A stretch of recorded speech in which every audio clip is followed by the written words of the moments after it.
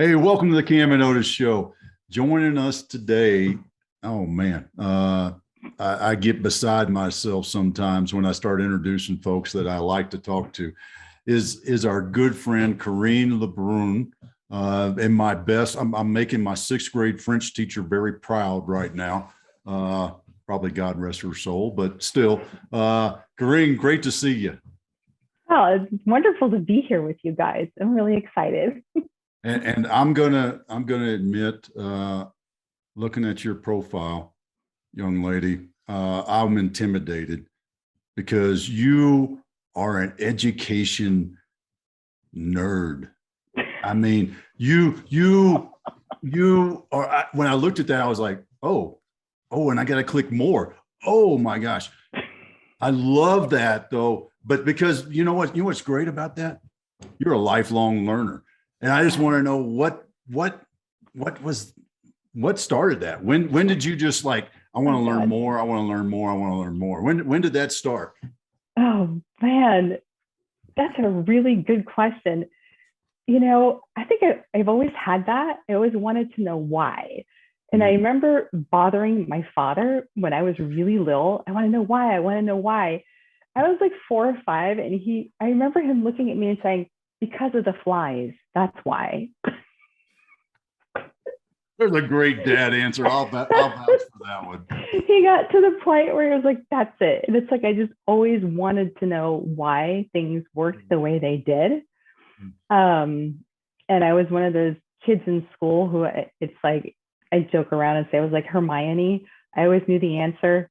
If you ever seen Harry Potter, and it's I always wanted to be the first one to speak up and talk about what I knew. Um, but I mean, generally, like the topics that I just like got really like pulled into really was because of these. It all started with these precognitive dreams that I had when I was a kid.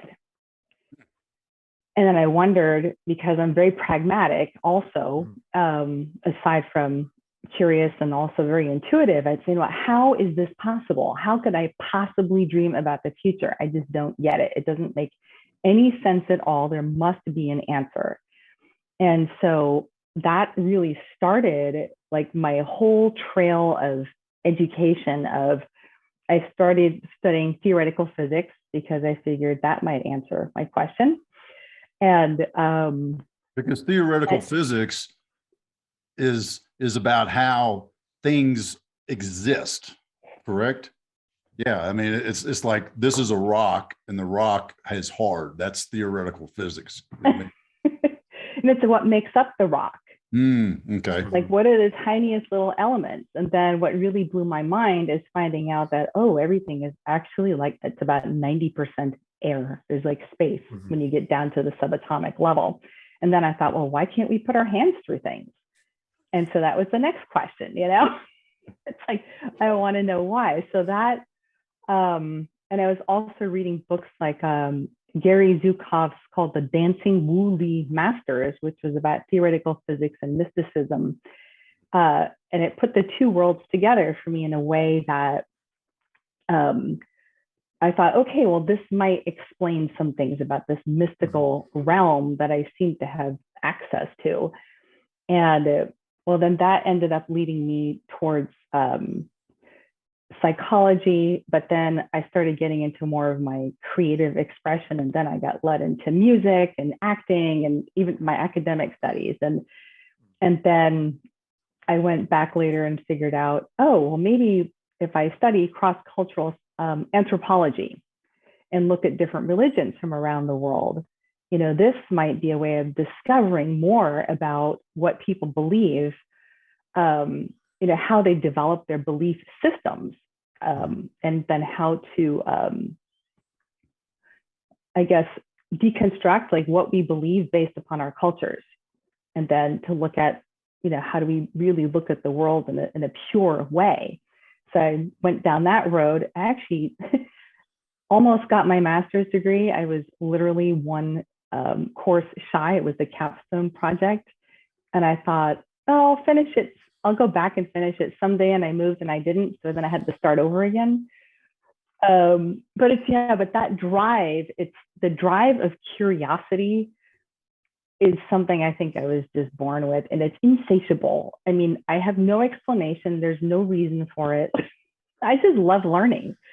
And then I love passing on the information. So yeah, it's just something that's got sparked, and it's, put it this way, it's unintentional. I think a lot of people, whether they realize it or not, kind of step into the world, the mix of the science and mysticism, kind of like you talked about.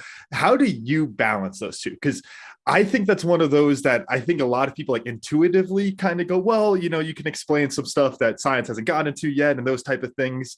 But in my experience talking with people who are more into the science field, there always seems to be that wall where it's like, no, that's not real. No, that's this, or like that type of, there's not enough proof or whatever. I'm thinking of some of my friends that are more into the science world there. It's like, there's that hard line that they seem to hit. So how are you able to balance those two? And like, what do you think of that sort of like hard line of, true or not when it comes to things that are in, in between the lines a little bit?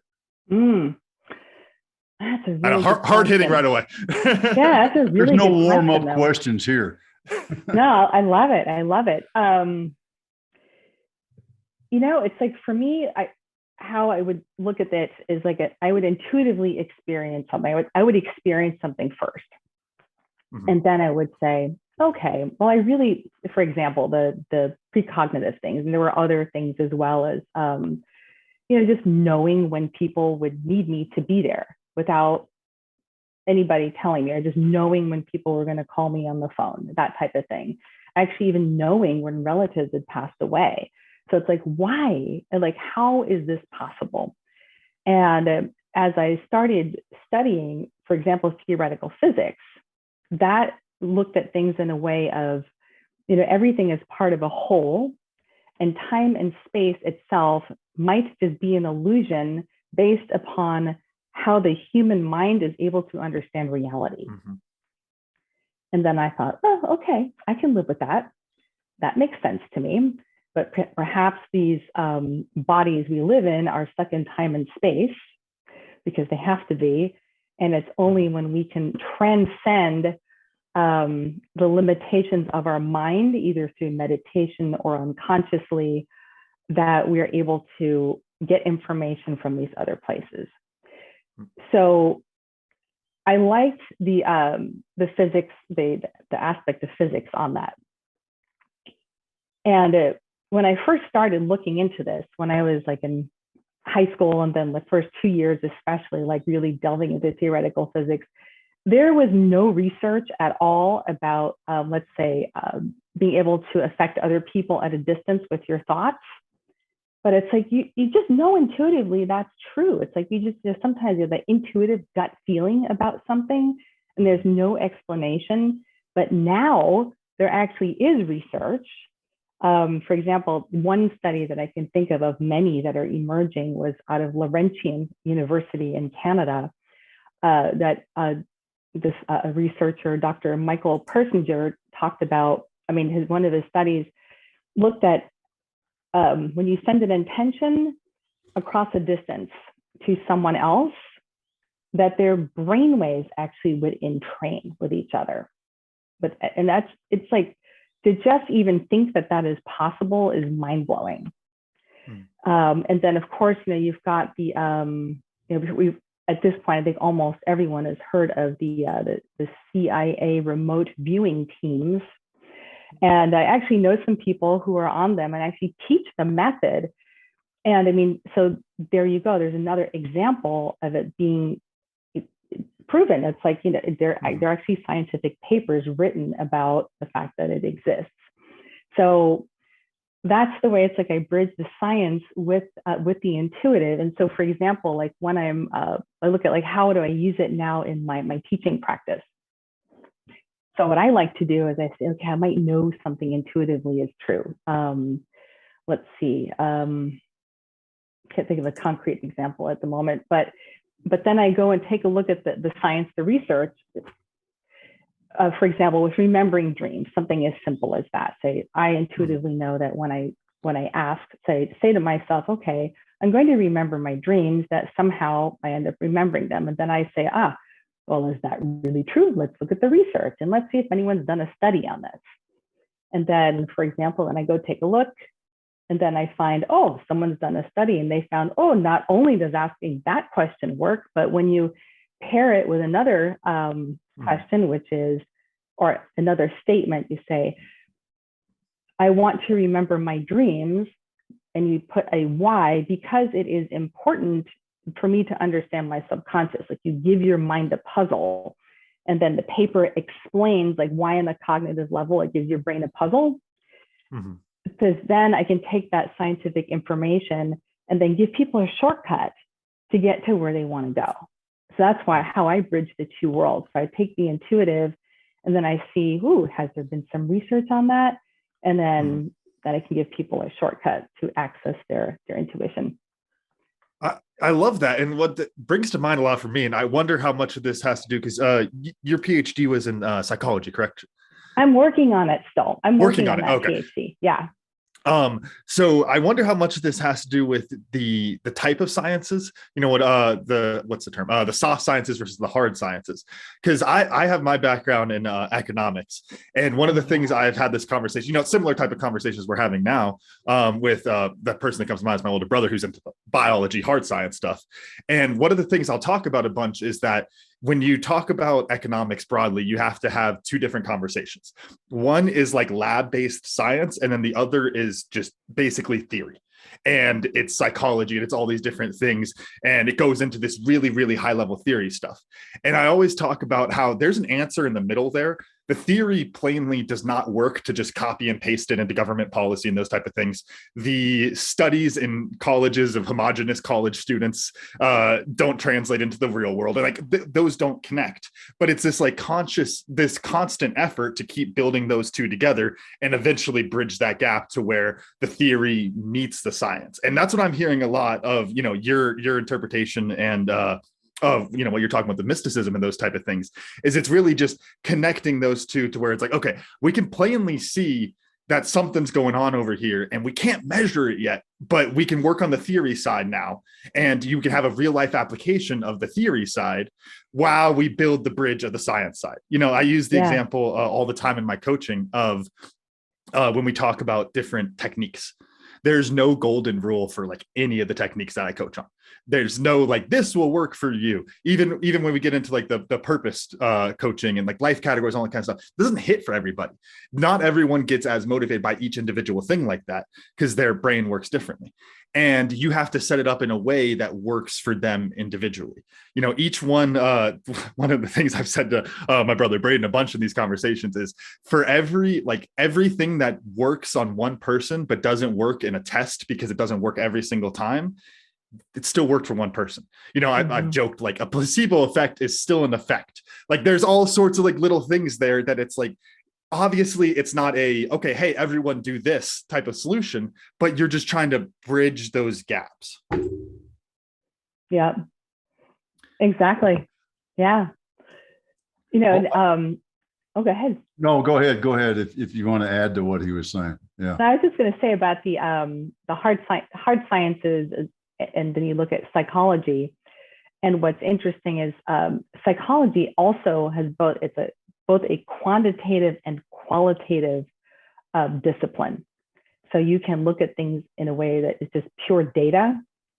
And the things are looked at with statistical analysis, et cetera. Otherwise, there are qualitative studies which are based more on narrative and storytelling, and finding out people's experiences on a I call it almost a molecular level. Mm-hmm. And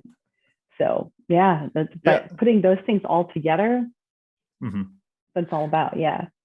And you say on the molecular level, before you go, Dad, I just want to add this out. I think the really interesting thing as you talk about I guess the way I would put it is the soft sciences will eventually become hard sciences, kind of, because it's you just don't have those same rules to function inside of yet because they're newer, or the studies they don't have as much. But the interesting example for that is you're talking about I don't remember the person you mentioned, but talking about the studies, the brain chemistry and those type of things that you mentioned earlier. I had an old economics professor who mentioned to me that his son is getting a PhD in neuroeconomics, where they will literally run the same tests that behavioral economists are running with like the college students and all those different puzzles and things, but they'll be hooked up so that they can see literally which part of the brain is doing it. And like now, like same thing, talking about building those bridges. That's not an answer, but it is sure getting you a lot closer to the, okay, what's really happening? What is the true science behind all this stuff that we don't understand? Yeah. The neuroscience, like that really creates a wonderful bridge. Yeah. Oh yeah. Absolutely.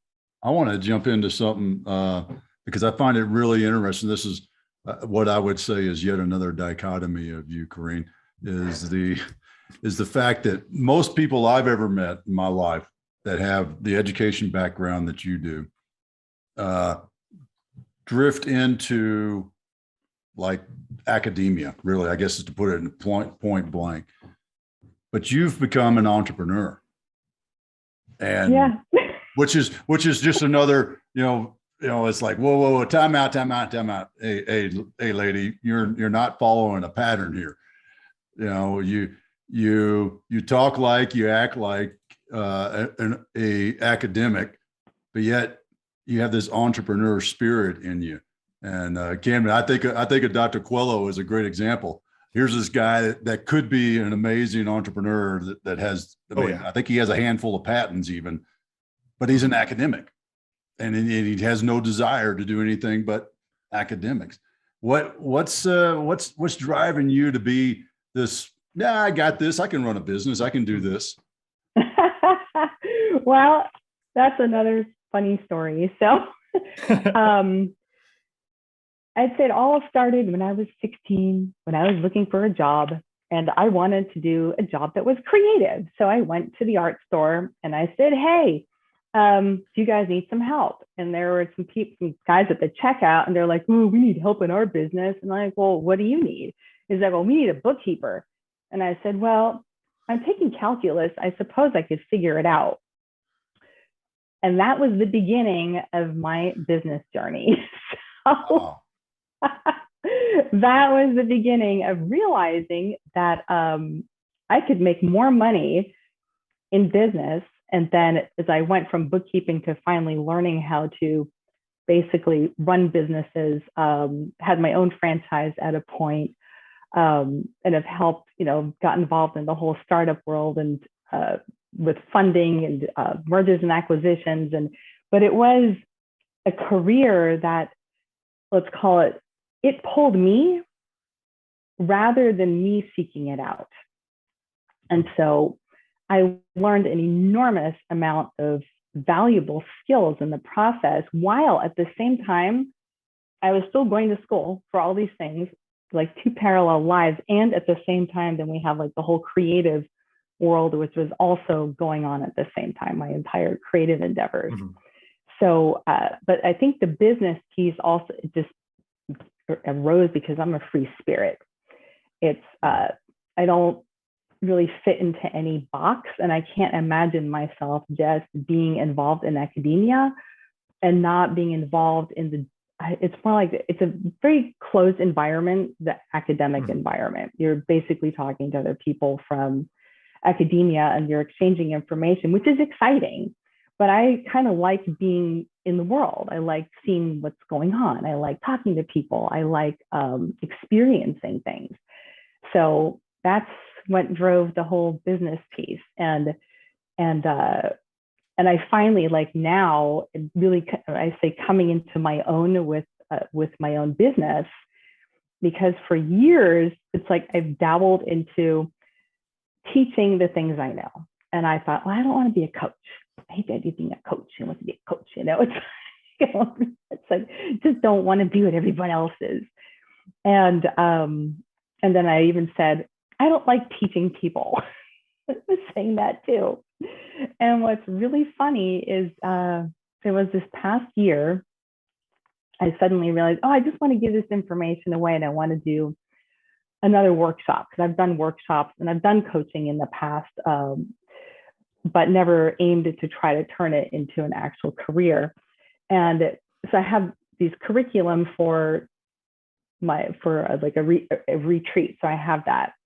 And then I started realizing I have like numerous curriculums that I've developed for classes that I've put together that either I've given or not given.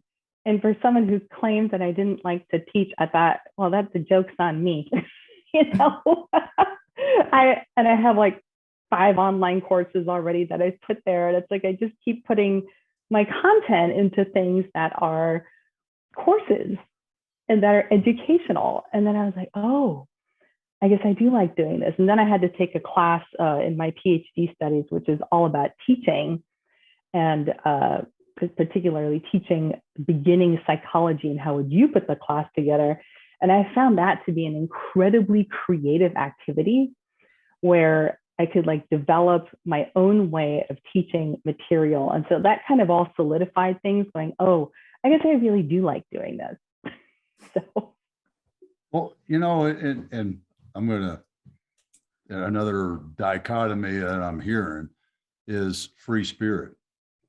And to most people, free spirit means, just do whatever, you kind of show up and it's like, how do I feel? And this feels like the way to do it. And this feels, but we all know you can't be successful in business when you just show up and feel like doing something. You got to have a focus. So how are you handling this free spirit creativeness, but continuing in we'll call it a direction, not a path, direction to be successful in business? That's a really good question. I never thought of it that way about, free spirits basically being perceived as, pretty much like you may show up, you may not show up, you may go to work, you may not go to work, and I'd say it's like my free spiritedness has come out more in like, well, why should I have a 9 to 5? Like this always questioning things. Like literally it's like, well, who said I had to do that? Who made that rule? And I've been that way. I say I was one of the first millennials, even though I wasn't born in the millennial generation, but I thought like a millennial even then. And it's like, well, who said I have to do this? And I want to do something with purpose. It's like, and I want to do something that really feeds my spirit. And I really want to work with companies whose values are in alignment with mine. So I think where my free spiritedness comes in is just being, a better word is possibly being unconventional. Just doing things in an unconventional type of way. And it's not even deliberate. It's more like that is just what feels right to me. Now you're talking my language. That's what that's where I spent my most of my career doing, was things unconventional. So I was I was talking to a physical therapist yesterday and said, I just talking about recovery and those sort of things, but said I like to live outside the curve. So that's when you think about that, right? Where we got that mean curve. Mr. Economics there, Camden. Oh, but that's statistics, so sorry. But you still got to do that curve. Econometrics. There we go. But living outside that curve is being different. It's not falling in line, and it's just doing it is being free spirited, but it doesn't necessarily mean that it's the laissez-faire free spiritedness. It's I don't have to do things the way that everybody else says I should do them. Well, exactly. I think what a lot of that is, and I think all 3 of us kind of subscribe to this, train of thought, even if we haven't put it that way. I think I've talked about it on the show before, but, as you go through like the evolution of thought, how culture changes and that kind of stuff, there's always a rejection of the previous culture. And I think that a lot of people currently are caught up rejecting things. And it's always this like what would it be? Conservatism into modernism into postmodernism into postmodernism. And that's kind of where we're at now. And what I personally subscribe to, and I still don't know if there's much research on this, I should do more, because last time I Googled it, I couldn't find a freaking thing. But it's metamodernism, which is just everything got a little bit right. there's some aspects of conservatism that are right. There's some aspects of modernism that are right. There's aspects of postmodernism, right? Postmodernism that are right. All these different things. And that you don't have to spend time rejecting. You can embrace all those different aspects and still, as I'd put it, would be function inside the constraints, is what you're saying, Dad. So it's like you can be the free spirit and still recognize, like, this is my favorite example, be the free spirit, be the artist, whatever that you want to do, but still recognize that you got to pay rent. That's the line. It's like, I want to do all of these things, but I'm not so idealistic that I'm like, the world needs to change for me to be like this. No. There's constraints around us and you got to work inside of those. And I think that's just the realistic, kind of like pragmatic way of looking at it. Yeah, that makes a lot of sense. It's more like you have, there's certain things, that you have to do. That's like, if you want to be comfortable, it's like, you got to have a car to drive around in, rent, it's like food, all those things. And you want to be able to be comfortable enough to be able to, I'd say, express yourself, so. In kind of the same category, we've talked about a few of the different areas. I saw it in your bio, you're self-described as Renaissance woman. Renaissance man is one of my life categories I like to think about a lot. How do you not necessarily balance those different areas? I guess what I'm getting to is, me personally, my personality with these things is I'm very like bingey with it. Like, I want to dive in as an entrepreneur and then dive in on reading and dive in, like, we were talking about academia versus entrepreneurship. I go back and forth to where I'm like, I just want to spend my days reading books versus I want to spend my days coaching rugby versus I want to spend my days running a business. Like, it's these are the things that I all love, but I almost have this desire to jump between on these, like, like I said, like binging almost. Are you like that? Or are you one of those people who figured out how to balance it to where you get to do all of your things every day? Or how do you put all of those different aspects into your life? That's a good question. When it comes to the creative pieces, I do make sure that I get to do a little bit of something at all times. Like, there has to be something, because I found the times when I didn't do that, like, my whole internal world just like felt clogged. It just did not work. But in my creative endeavors, like, I'm really bingey. So like, I went through one phase where I was like writing a screenplay, and then I went through the phase of learning how to play guitar and write songs, and in another phase where I did acting and actually got my SAG card, and another phase, like, now I'm actually learning fire dancing, with my dancing. And then before that, I had another phase of learning, belly dance. And so another phase of painting, but there are things sometimes I go back to different pieces, but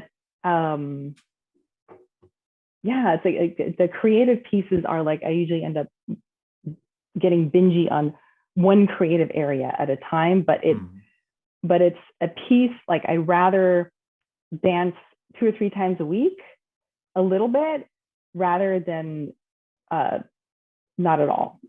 So even if I'm just dancing for 10 minutes, it's better than nothing. I want to jump on that because I think there's a great lesson for our audience to learn from you. And how do you, because you mentioned when you don't take time to be creative, how you feel at like a void or a gap, or you just don't feel whole. And so how do you manage your time to make sure that, because that's a personal maintenance thing, right? That allowing time for you to be creative. How do you manage that? What's the how that you use to allocate time, or whatever methodology you do? Yeah, that's a really good question. It's funny, a lot of this stuff, like, oh, I hadn't thought about that, but I'm actually really good at managing my time because I do a lot of different things. And it's more like I set up times usually with classes.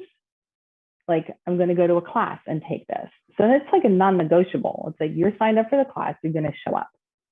It's a commitment device. Sorry, I just had to say, because my wife does the same thing. It's like, she won't work out all the time, but it's like, if she has a class, she is there. Yeah. I mean, and it really helps a lot. Like, or like when I'm learning a piece of music, like whether I'm learning how to sing a song or whether I'm learning a new guitar piece. I feel a sneeze coming on, so that might happen here. I feel it happening. I'm prepared. Just a warning. But then I have a coach. Even if I see them once every 2 weeks, I know I'll have to prepare something. And I'm realizing what I do great when I have a deadline, when I know that, I know I have to do this, or like, oh shoot, there's like I got to perform for my friends at their party, even though I'm still practicing fire dancing. It's like, oh damn, I better practice, So it's like giving myself a deadline, because then I will do it. Because otherwise, if I don't, I find that the things just kind of sit there, and I don't pay attention to my creative needs. And it's absolutely essential for me. And that's the reason I named my company Live Creatively, because like it's feeling like you are doing something that's creatively expressive, whatever that it can be, whatever it wants to be at that moment. It can be cooking, it can be knitting. Like my mom used to make these amazing quilts. It can be anything. But also like the whole mindset of approaching life out of the box, or out of the, what did you call it? Out of the curve. I like that. Yeah. But it's, but I realized like having that creative feeling, like if I don't have that, it's like my body starts to shut down. Like literally I'll get injuries. It's like really interesting. And it's like, I just will almost feel like I'm imploding on myself. It's a really, interesting phenomenon. That's and you have, that's, I find that really interesting that you have a physical data point, if you will, that. Well, Dad, sorry to cut you off. You got your rugby coach itch, didn't you? I know I get that when I'm out of season. It's a similar type of thing. I know we're talking about rugby in that sense, but it's an outlet, and when you don't have that outlet, you get that itch. Yeah. Well, but I think that the lesson I want to emphasize on this for the listeners is that self-maintenance. For you, it's a creative space, and whatever that creative thing that you want to do at that moment is how you maintain self-discipline, how you maintain yourself.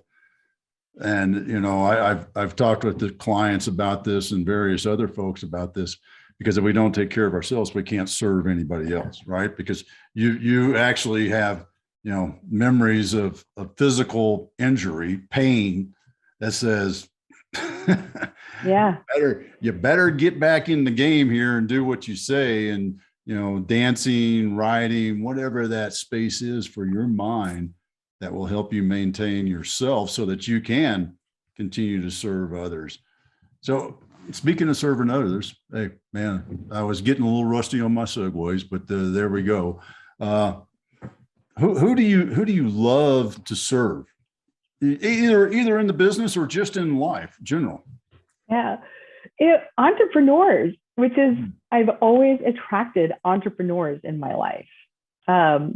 So interesting. And I look at like also every romantic relationship I've ever had, all entrepreneurs, all the time, every single one. And it's like, oh, that's really interesting. And like my friends, all entrepreneurs.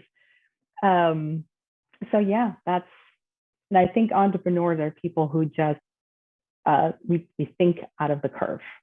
Mm-hmm. Yeah. That's what I was going to ask is, do you, when you say entrepreneur, do you mean it very specifically or broadly?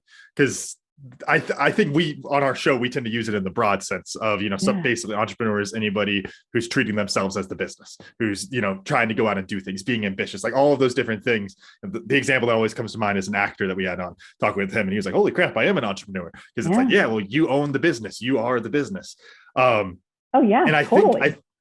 I think that that's an important thing, when you talk about like wanting to be around entrepreneurs and that kind of like mindset, what's the quote? It's like, you are the sum of the 5 closest people to you, or whatever.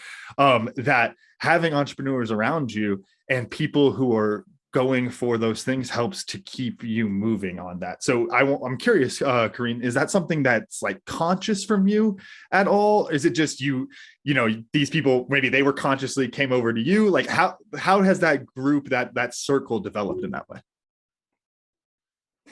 I have no explanation. I mean, I think it's just say free spirits attract free spirits, and that's really it. I mean, and then when I say entrepreneur as well, it can be like in any discipline, but usually people who are definitely approach life differently and aren't afraid to try new things.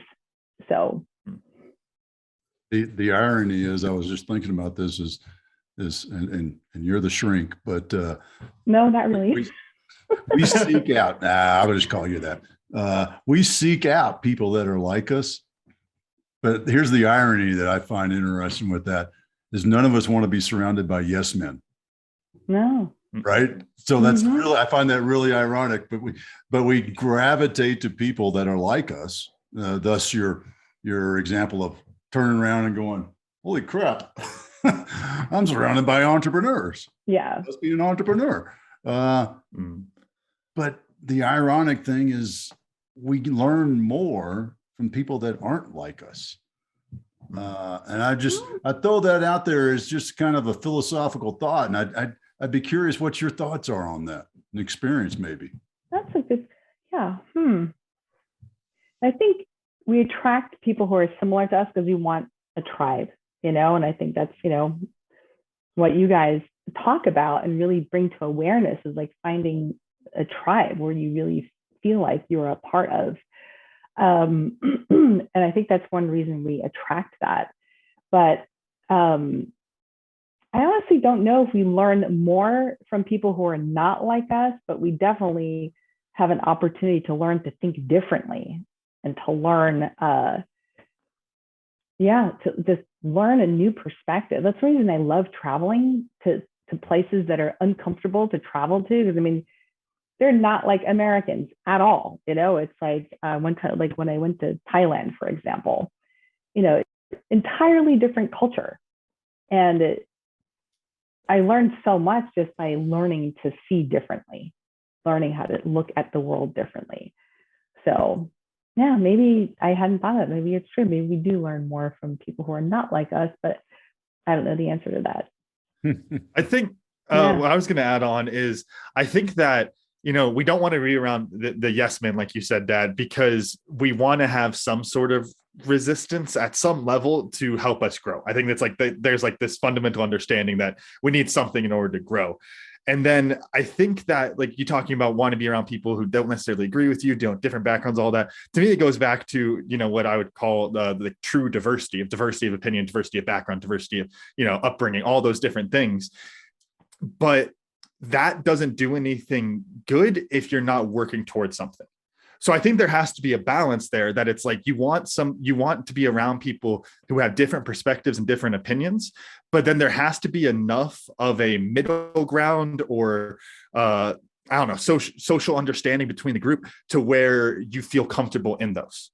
I think because the examples that's coming to mind is, being in a group of people that you don't feel comfortable with, and you're biting your tongue about certain things that you would normally say because you're worried about it coming off wrong or sounding malicious. But then you could have people who are very similar that are in your close friend group that that they'll know what you mean type of thing. And you can have that kind of safety net to catch you, to push out there. And then I think the reason that's so important is because with that safety net, you're able to venture out into ideas and talk about things and, push yourself in those areas, but in a safe way. Because I think there's that sense of self-preservation that it's like you need to have some sort of a safety net around those things. But then there's also that curiosity and that desire for that. So I think you have to strike that balance. And I think we probably naturally strike the balance. There's some lizard brain thing probably working on that. But that you have to have the balance of people that are close enough to you to where you can have that safety net, but then also different enough that you still grow. And I'm sure there's people out there who want the yes men and don't want to grow, but frankly, that's not who the show is for. So what's going on next with Dadgummit. Live creatively. There we go. I didn't have to look at my notes. I remembered it.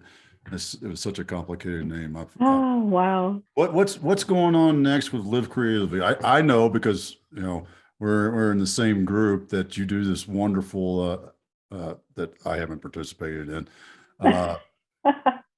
meditation group that everybody loves that has been through. What else is going on with Live Creatively? Oh, wow. So I've got a group course and an individual coaching, which is called Ignite Your Creative Passion, but it's the passion that fuels your life. So it's not necessarily to be an artist type of thing. It's more about how to really get in touch with your soul, your essence, and to find more ways to put that in different places in your life and to feel like you're living more freely. So that is the program I have now, which is actually pretty exciting. I'm really enjoying teaching it. I'm actually in the process of teaching a group at the moment, and it's so wonderful to see people have breakthroughs. Give us just like what are steps 1 and 2 of that program, for that new person coming in. What do they grab onto, and kind of the first, I don't know, I guess the first win that they get out of it, if you will.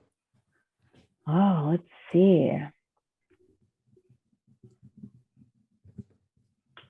The first, I don't know, call it a win, but it's like the first tool that has actually, I've watched this lead to wins for people, is to understand how your dreams are doorway to your unconscious, and that you can create a dialogue between the two.